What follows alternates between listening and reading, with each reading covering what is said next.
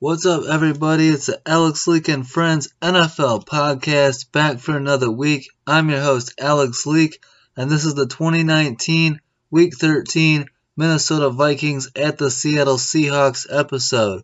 The 8-3 Vikings at the 9-2 Seahawks on Monday Night Football. A big game.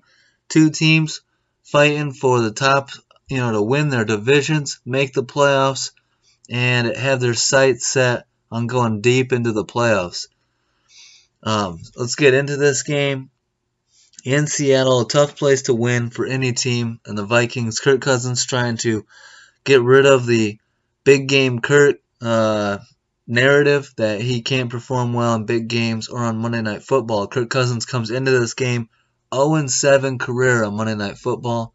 I picked the Seahawks going into this game at home, and I feel like they're the better team. So let's get into this. Vikings running back Dalvin Cook rushes for a 2-yard touchdown to put the Vikings up 7-0 in this one. But then Chris Carson matches them with a 1-yard rushing touchdown, 7-7.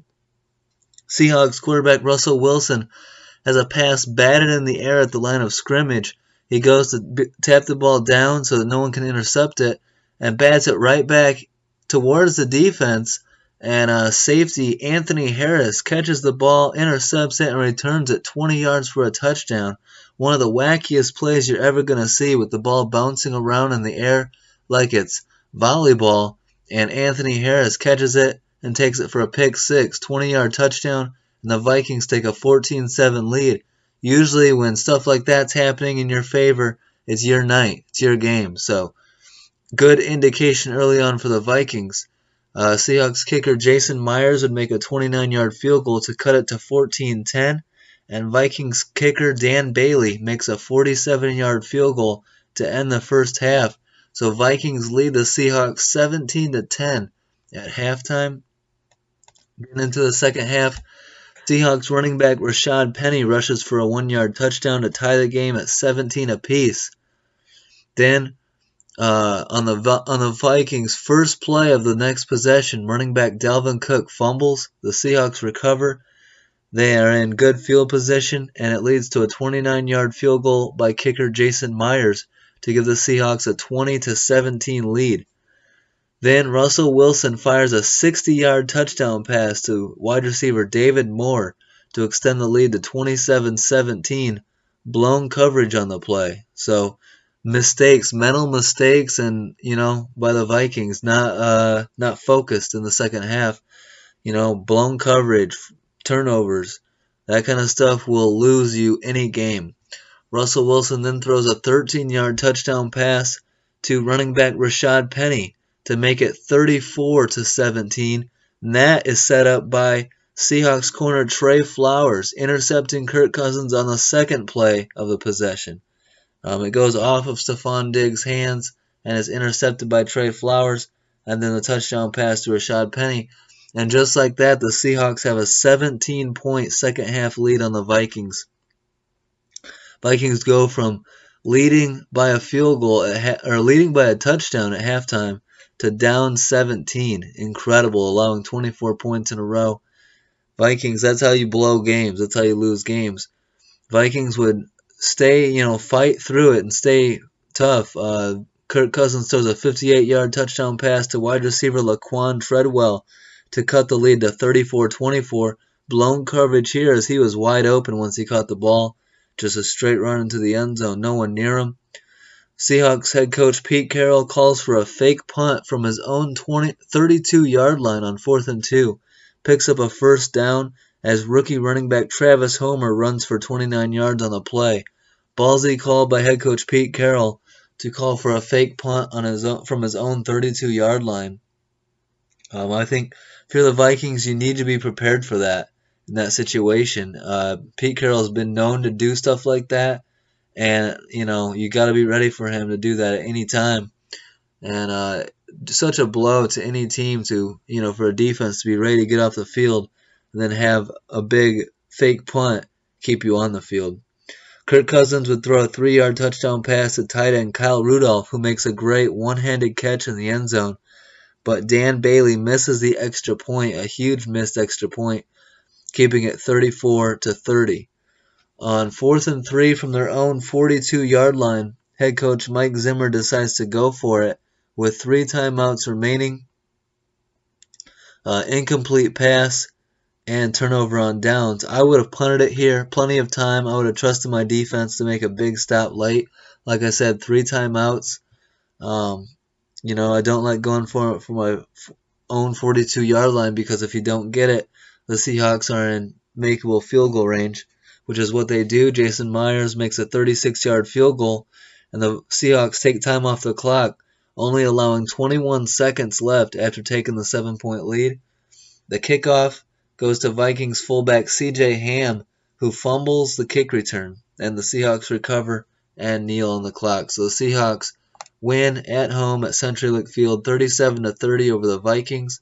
A big win gets the Seahawks to 10-2 on the year, and they take over sole possession of first place in the NFC West, passing the 49ers.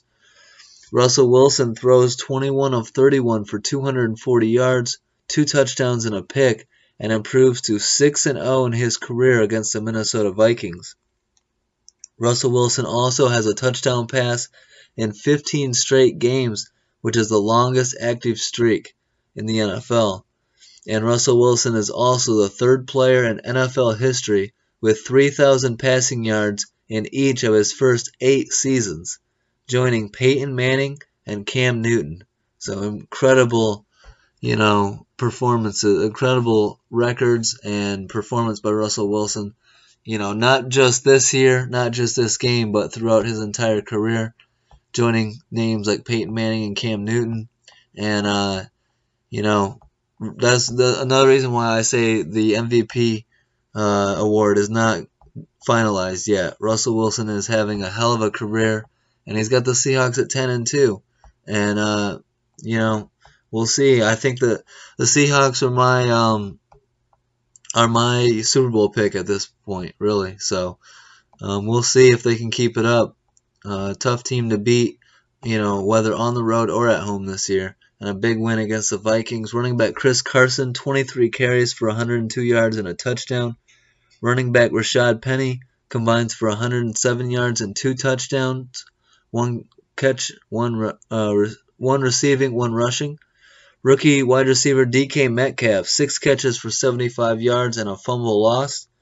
Wide receiver David Moore, 2 catches for 65 yards and a touchdown. And kicker Jason Myers goes 3 of 3 on field goals and 4 for 4 on extra points. For the Vikings, Kirk Cousins throws 22 of 38 for 276 yards, 2 touchdowns and a pick, and Kirk Cousins falls to 0-8 career on Monday Night Football. So, not great. Running back Dalvin Cook combines for 64 yards, a touchdown, and a fumble lost. Tight end Kyle Rudolph catches 4 passes for 50 yards and a touchdown, and Rudolph has caught a touchdown in 4 straight games. Wide receiver Laquan Treadwell, 1 catch for 58 yards and a touchdown, and kicker Dan Bailey goes 1 of 1 on field goals and 3 for 4 on extra points. So a tough loss for the Vikings. They fall to 8-4. You've got the Packers right there in the division hunt at 9-3. And the Bears starting to get on their tails here as well. They've got a matchup with both those teams down the road. So the Vikings can bounce back from this loss, but need to execute here going into December. These are when the games get magnified to the max. It's either win or go home. Win, make the playoffs, or lose and watch the playoffs from home. So getting to be my favorite time of year. And Vikings heading into a home game against the 3-8-1 Lions. Very winnable game. And I expect the Vikings to improve to 9-4 after that one. For the Seahawks, they improved to 10-2 and go to LA to the Coliseum on Sunday Night Football next week to take on the 7-5 Rams. An opportunity for the Seahawks to bury the Rams and possibly get them out of the playoffs. A loss to the Rams would keep them alive and keep the Niners right there with Seattle. Maybe put the Niners back in the division lead. So each week is a big game in the NFL at this point in the year, and you got to execute every week. At this point, I would take the Vikings, and I'm going to take the Seahawks on the road against the Rams next week on Sunday Night Football to improve to 11-2. So I'm not a believer in the Rams this year, and I think 7-6 is about where they belong. So uh, big game, big win for Seattle. Vikings will look to bounce back. Hope you guys enjoyed this episode. Don't forget to like, subscribe, and leave a comment. Let me know what you guys think. And I'll keep these episodes coming out weekly. Got some great player interviews on deck. Hope you guys enjoyed it. Have a great week. Peace out.